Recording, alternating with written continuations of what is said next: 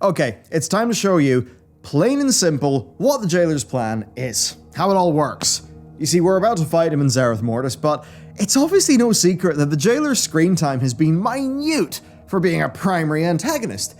Did you know he's had 37 lines of dialogue between 9.0 and 9.1? Some of those lines are utter bangers like pitiful mortal and interesting. Yeah, not that much. It also doesn't help the story's been a bit fragmented, so it's no wonder that Zovaal, the Jailer, has just not really resonated as a villain. Today, you're going to understand what's actually going on so that you can enjoy this patch a bit more, and I'm going to lay out how to go to squarespace.com/Bellular Gaming, today's sponsor, who again saved my ass, because when the Pale Beyond's reveal was almost upon me, I, in typical fashion, had nothing really done. We needed a website real quick to send people to see the team. So over that weekend, I hopped on to Squarespace's very easy to use site builder, and Bellular.games came into being. I even bought the domain with them. This time, I even used some custom CSS and code injection. That was actually really cool. You know, it's super easy to use, but then there's loads of headroom to do that fancy business. Well, you know, like the CSS once you learn it. And they've also got other great features like memberships, email lists, e-commerce, and loads of other fantastic features. I mean, a while ago, just to test it out, I built a little 40-minute site on my iPad. When I was just lying on the sofa using their award-winning templates, to, of course, a more in-depth build like this. So it just means Squarespace is the fast and easy way for you to have an excellent, fantastic, impressive web presence. And really, those first impressions, they do count. Squarespace is how to get great first impressions. So go to squarespace.com/Bellular Gaming, code Bellular Gaming for 10% off. Thanks to them for supporting our team, and let's go. An extremely long time ago, Zovaal was stripped of his sigil and he was imprisoned because he thought that the creation of the First Ones was flawed. The First Ones are basically just a pack of lads who created the universe, it seems. So he probably tried to change their overall design. Imprisoned then by his fellow Eternal Ones, who are the Pantheon, who are presiding over death, one of them, the Primus, etched the language of domination onto Zovaal's skin. Zovaal, his sigil was gone, this domination magic was like imbued in him to jail him, and he was then locked away in the Maw, actually trapped eternally by the magics of Ardenweald. His imprisonment was eternal and irrevocable. That's what he got for betraying his kin, for going against the pattern. Or so they thought. The Primus actually believed that, in time, the Jailer would change his ways. But instead, no, he felt really hard done by and just got more evil. And that basically tells us what his plan is.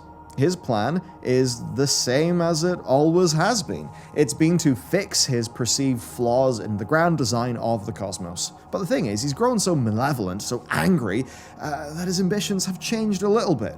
It's less turning the cosmos into a grand dream, and it's more, well, dominating the cosmos, rewriting it so that everyone serves him. How's he going to do that? Okay, well, we've recently discovered that AZEROTH, the actual world of AZEROTH, is central to the mysteries of the First Ones. This group of progenitors that, of course, created Zovaal and his fellow, Pantheon members in the Plane of Death, the Shadowlands. Now, when the Jailer claims that he's coming for the soul of our world, it's because the soul of AZEROTH is central. Central to what, you may ask? Well, the AZEROTH installations that are at the heart of each cosmic force. In this patch, we go to AZEROTH Mortis, the AZEROTH installation of death. And that's why he's been looking for the Sepulchre of the First Ones in AZEROTH Mortis. He basically plans to funnel this domination magic that he's gained mastery of through AZEROTH Mortis, and then he's going to use its connection to AZEROTH to basically pump it into our planet. And then from AZEROTH, that domination will then spread out to every other cosmic realm via their AZEROTH installations. Now, we're talking all the pantheons of all the other forces, void stuff, titans. It's going to get all of them.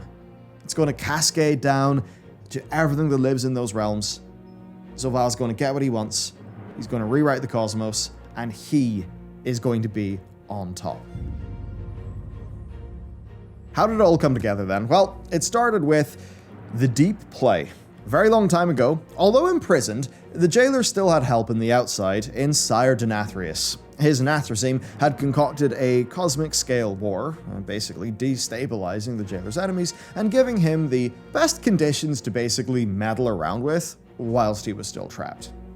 Now, the big win was convincing Sargeras that Void was the ultimate threat, and the Nathrezim then sort of helping to kickstart the Legion. Now, this basically gave Death a big stick to beat Order, Light, Life, and Void with, because that's what the Burning Legion did, as it basically conquered the whole cosmos. This was very convenient to Zovaal. So, Zovaal was basically... he was obsessed with reclaiming his anima, right, his sigil, and destroying the Arbiter. Now, to that end, the world of Argus was actually found by the Legion. On the surface, this was great because they could get the Eredar to join the Legion, and it seemed like that was the whole point, because the Eredar were a very powerful magical race. But Zovaal actually needed the World Soul to one day strike at the Arbiter, right? Because that's how Argus fits into this. Now, is that a gigabrain plan over thousands of years, or is that a happy accident that he made the best of? We'll never really know, but I actually would lean towards it just being opportunism. Another old enemy to deal with then was the Primus. So much later, Zovaal was able to capture the Primus, stripping his essence and his memories, turning him into the Rune Carver. Trapped in Torghast, the Primus then crafted the jailer's most powerful weapons, a helm imbued with domination magic, and of course, Frostmourne. Now, the key to this entire plan, of course, was AZEROTH, but the jailer needed agents who could actually go there, because he was still trapped in the Maw. Okay, the Loa then. Muzala began serving the jailer, and through him made a deal with Odin. Now, basically the Titan Keeper, Odin sacrificed an eye for knowledge of the Shadowlands, and in return, Muzala, and therefore the jailer, could keep an eye on AZEROTH. Odin then created his Order of Valkyr, many of whom, namely Helya, would end up falling to the jailer's side. Now, the Legion was already obsessed with taking AZEROTH. I mean, Sargeras just wanted to make sure that Void could not get AZEROTH, because that would be very bad, so that's what he was motivated by. Now, for their second attempt to get AZEROTH, they found a planet called Draenor, and they found the Orcs. All that Orc story happened, and the Second War culminated with the destruction of Draenor by Ner'zhul. He then tried to run away from his Legion Masters, but he was nearly instantly captured. So the Nathrezim then took the Helm of Domination and Frostmourne from the Shadowlands, and they presented it to the Legion. And that's where things really kick into gear for AZEROTH. Ner'zhul was then encased in the Frozen Throne, along with Frostmourne and the Helm of Domination, and he was brought to Northrend. His Nathrezim followers then soon followed, and Icecrown Citadel. Icecrown was built, of course, in the image of Torghast. Now, it looks like the jailer's ambition with the Lich King was basically to raise the people of Azeroth in undeath, essentially just ready for the veil to be broken later, with there not being no resistance in the planet. Now, speaking of Arthas, the next part of his plan was to find a new champion. So Arthas took up Frostmourne and became the key to the jailer's plan in basically an early rendition of what we've seen done to Anduin in this expansion. Now, around this time, Illidan was tasked with trying to destroy the Lich King, and he tried to do this by crashing Icecrown down around him with a ritual at the roof of the world. But it was stopped. The Frozen Throne was damaged, though, and it did begin to leak energy. This is when Sylvanas and her Forsaken were able to break free from Ner'zhul's will. Now, the thing with Ner'zhul was, he was wearing, with the Helm of Domination and all of that, so he was very susceptible to the jailer and to this domination magic, but he still had quite a lot of will. He still had some agency. And basically, Zovaal was becoming unhappy with Ner'zhul. Ner'zhul was beginning to get a bit big for his boots. He was getting these funny ideas. So, it could be that around this time, the jailer saw that Arthas, or maybe the Forsaken, maybe both, could have been a great tool. Now, it's implied in folk and fairy tales that the jailer has been influencing Sylvanas in one way or another since her first death. It seemed her actions in forging the Forsaken into a massive, incomparable war machine were always leading to the veil being broken.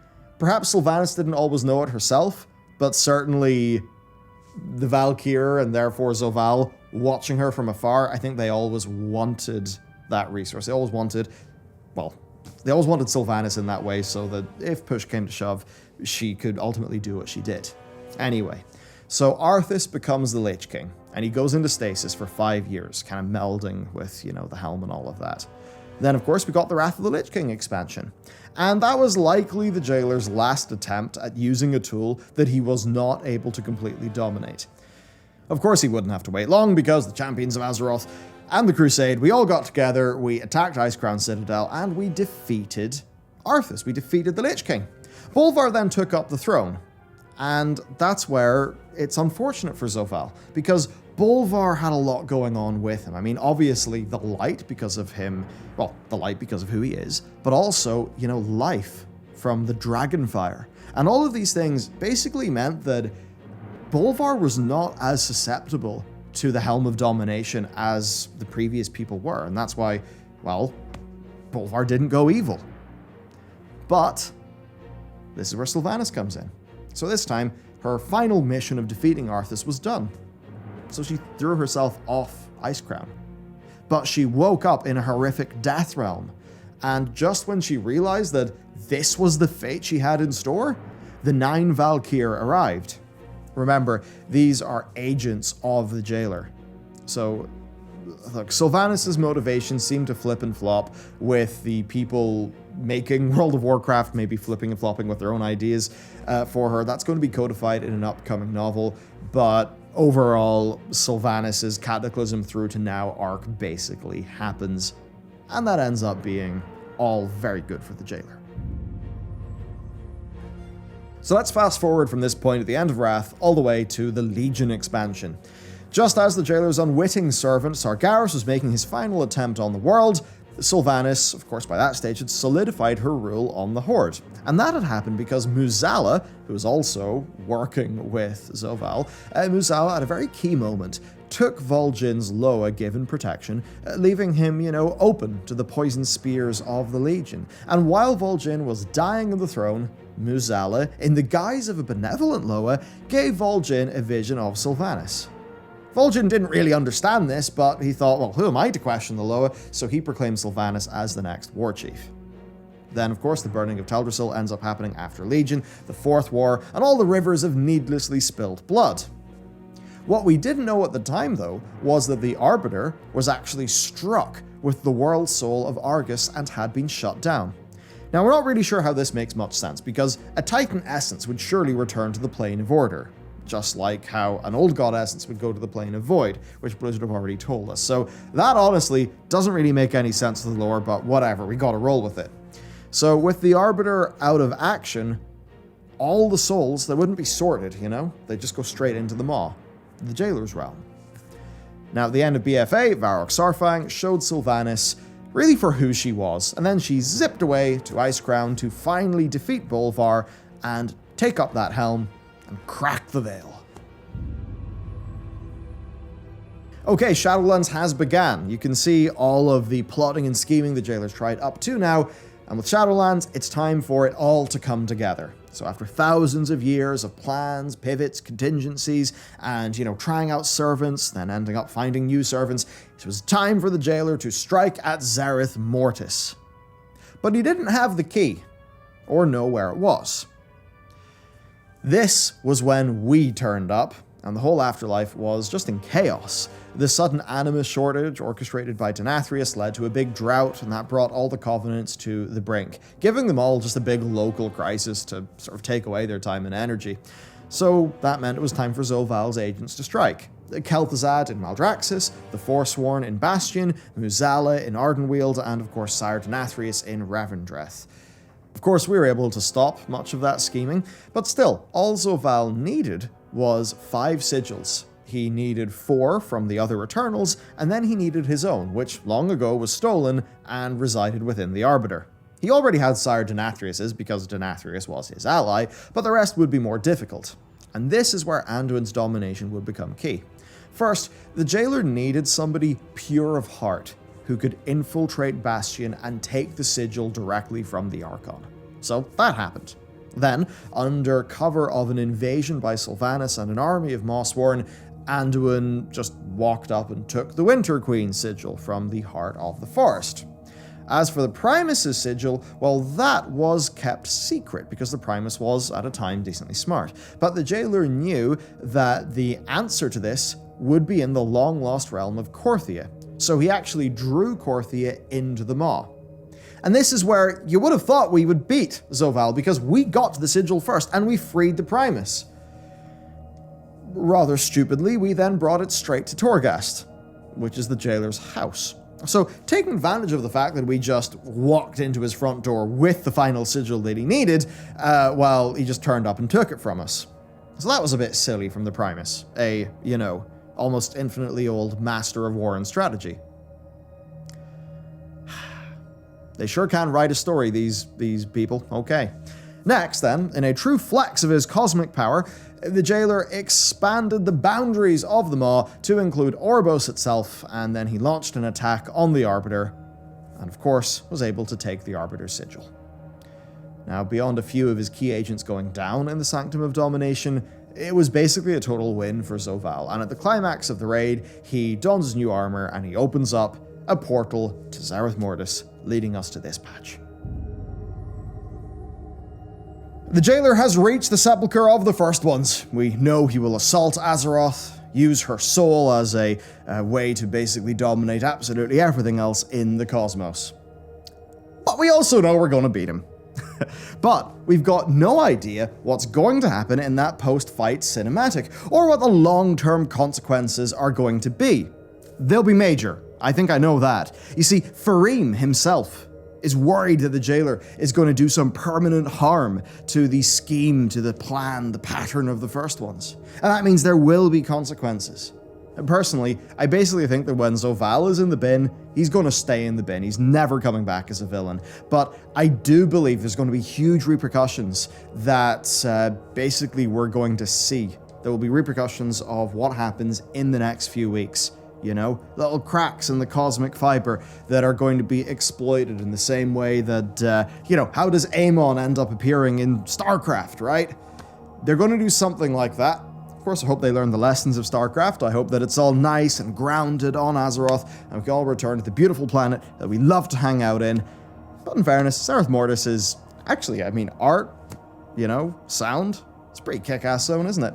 Now, squarespace.com/Bellular Gaming. Go there today to support our sponsor and get yourself a brilliant looking web presence. So thank you to them. Thank you to you for watching this video, and I will see you in the next one.